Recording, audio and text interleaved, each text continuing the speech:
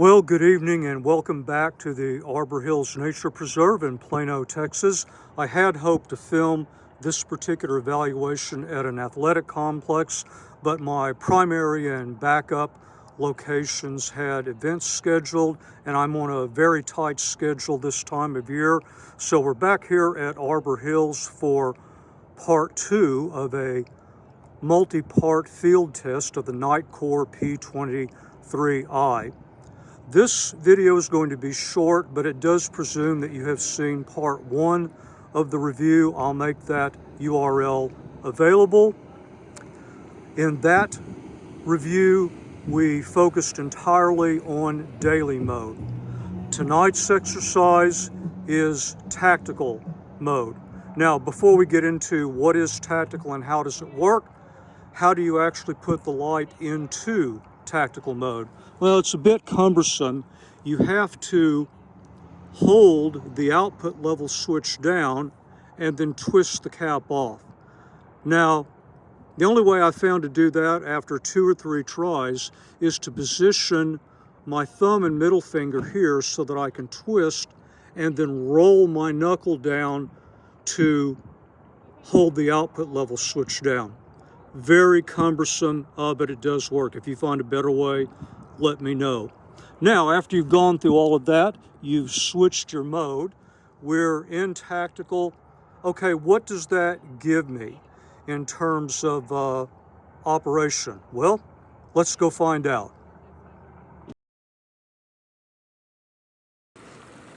Well, here we are back at the infamous bridge. I have my headlamp in 400 lumen flood. I'm just going to leave it there. The first big difference in tactical mode is the rotation. Unlike daily, where the rotation was ultra low, low, medium, high, when I first turned the light on in tactical, I'm in turbo. Next click will take me down to medium, then low, and then ultra low. Memory is only for turbo or strobe, so if I turn the light off, even though I'm in ultra low, turn the light back on, and I'm in turbo.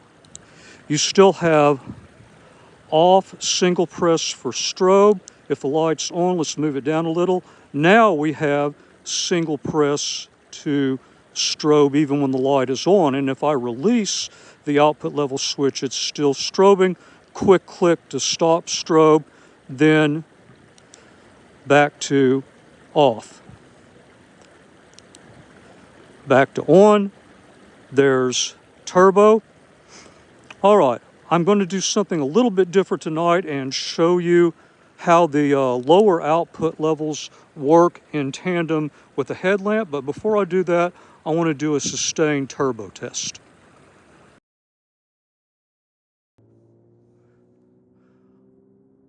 All right, here we are at the top of the observation tower. I just turned the P23i on in turbo. One of the questions I get asked a lot is things like, well, how long does it hold turbo? How long does it hold 3,000 lumens?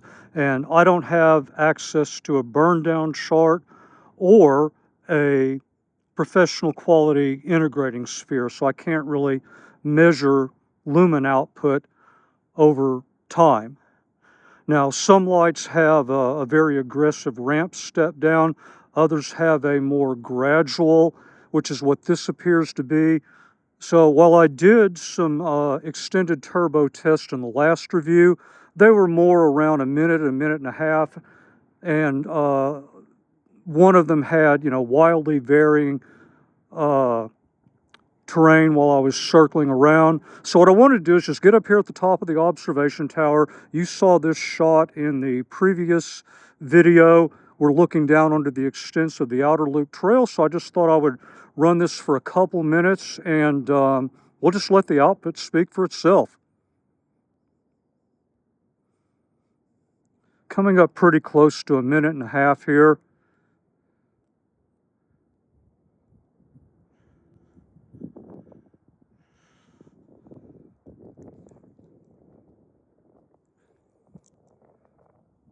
I can just barely detect a bit of ramping down. I don't have the ability with my unaided eye to quantify that though.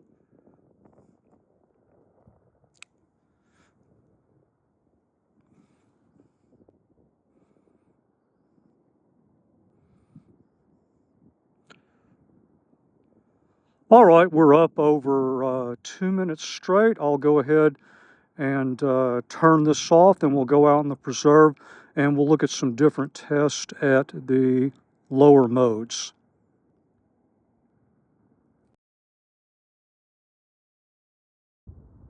Well, I've talked to a number of police officers who have things like nature preserves and large athletic complexes that have wooded areas in them in their jurisdictions, and a lot of them that are considering or already keep an ultralight headlamp in their patrol vehicle, because when you're out in a situation like this, you don't need a lot of illumination to just make your way across a well-defined path, and the use of a headlamp keeps both of your hands free. So let's suppose in this situation we got a call and some hikers were coming along in this direction, and they got to this particular bench and they said there was a guy sitting there and said a bunch of threatening stuff to them. Okay, well, of course, by the time we get here, he's gone. So the first thing I want to look at, is there any sign that he went back and kind of hid back in the trees? So, well, of course, I'm not sure I want to blast turbo back in there.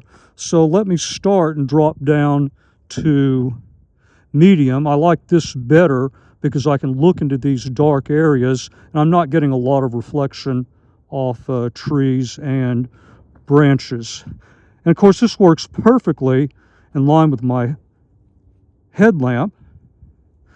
So if you are wearing a headlamp, this will dovetail very nicely with that. Continue looking back into these dark areas. Not only do I not see the person, I can't see any sign of footprints, disturbance, that anybody walked back there. So if that person is still in the preserve, the chances are pretty good that he's moved on along, maybe in this direction. Didn't see him on the way in, so we'll have to continue our search there. All right, well, here's a little game trail. I was walking along the main path, and then it looked like someone deeper in the trees had a flashlight. They shined it kind of in my direction, but of course through all the trees it's hard to get any illumination, but they probably saw my light and they immediately clicked off. So that's suspicious. What I want to do is just go search a little bit in this direction. So let me go down to low. I think that's an appropriate, very close quarters mode here. And again, this is working real well with my headlamp. Still in 400 lumen flood. I think you can see this tactical mode is probably more optimized for close quarters work, but you do have that one-click access to turbo from off.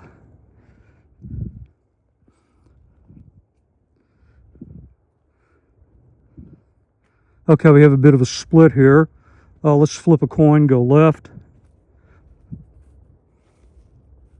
So there's actually more area for a person to hide back here than I may have thought. So, this type of search could go on for quite a while, but just for purposes of looking at how the light works in this type of environment, I think this is probably enough.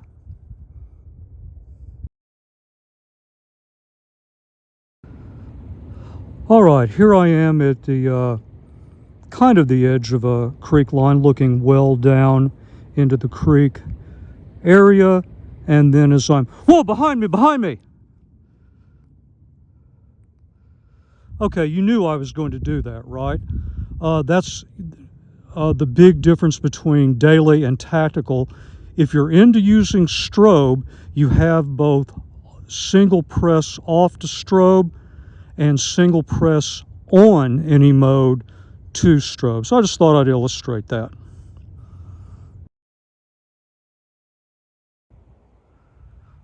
Okay, one final example here, then we'll go back to the parking area for a quick wrap up.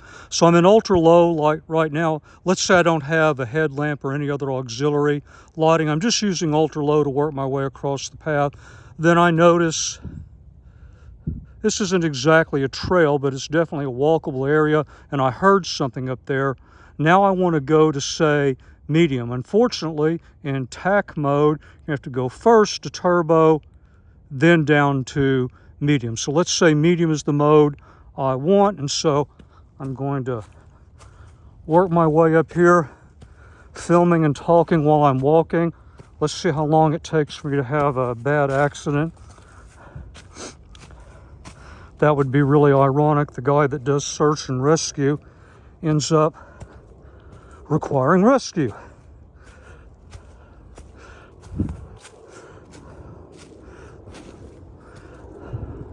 All right, so I could keep doing this. Let's say I want to search back in here.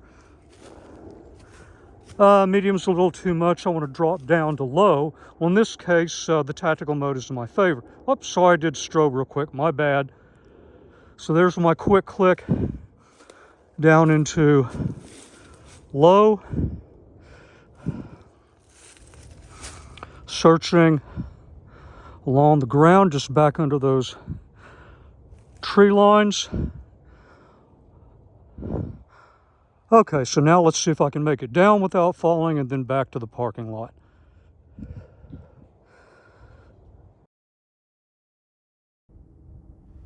All right, we're back at the parking lot. Now you've seen tactical mode.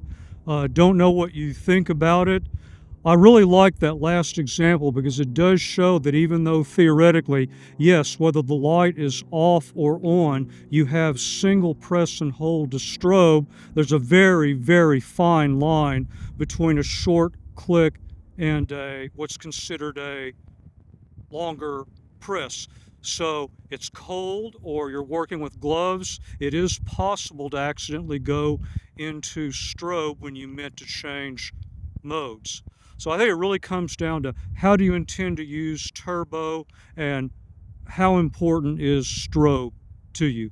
I can't answer those questions. Only you can answer them. All I can do is show you. I will say that for me personally, since my primary use case is wilderness search and rescue, I strongly prefer the daily mode. And on that topic, the third part of this review series will be a wilderness search and rescue training exercise where I use the P23i as a handheld free light. Until that time, as always, thank you very much for your time and thank you for watching the video.